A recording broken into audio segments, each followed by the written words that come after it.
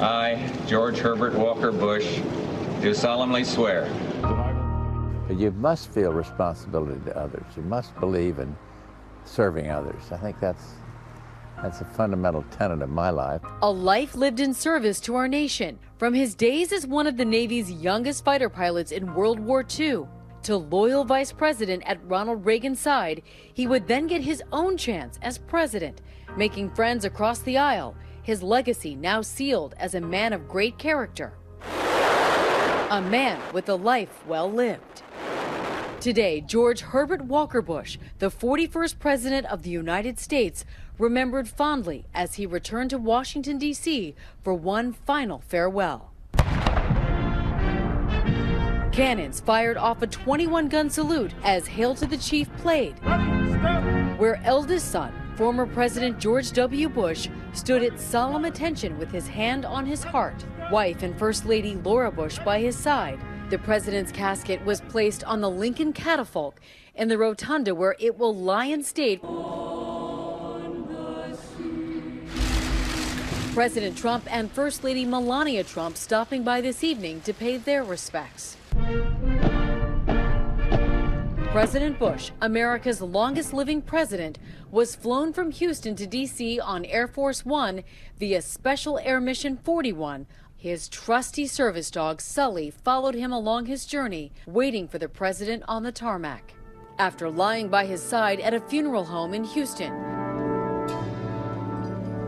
every living president is expected to attend the funeral, among them President Clinton, who forged an unlikely close bond with his predecessor, one that included fishing trips and philanthropy. President Clinton sat down with ABC News to read a portion of the letter left for him by 41 when he took office. It said, I wish you great happiness here. There will be tough times made even more difficult by criticism, but just don't let the critics discourage you or push you off course. How did you feel when you received that letter? I thought it was vintage George Bush. I thought he meant it, but I also thought he was trying to be a citizen in the highest sense of the word. It was profoundly moving to me personally. The death of President Bush marks the end of an era in Washington politics. Over the years, Bush discussed with ABC News his deep devotion to country and family. I've been very blessed when you look around and compare life to others that have. So much a part of his legacy, a love story 73 years strong, the longest marriage in presidential history. President Bush and former First Lady Barbara Bush. They met at a Christmas dance in Greenwich, Connecticut. My grandmother was wearing her red and green Christmas dress. I said, who is this good-looking girl, that beautiful girl over there? And the rest is history. Barbara Bush set eyes on 17-year-old George Bush and never looked back.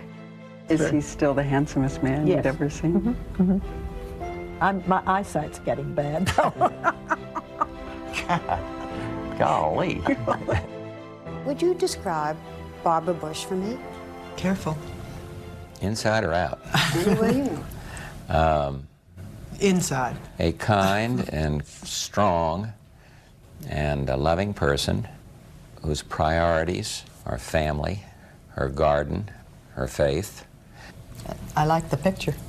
Would you describe George Bush for us? Well, I'd like to say ditto. Very funny, George is.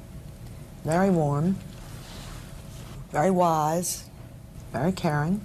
I would put faith as a very important part of George's life, and family, and friends.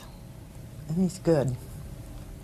My grandfather was with my grandmother while she was sick during her last days. And then on the day that she passed away, he was there all day, holding her hand.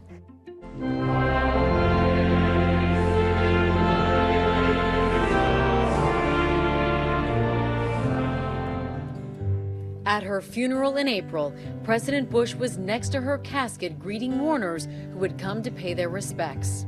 It absolutely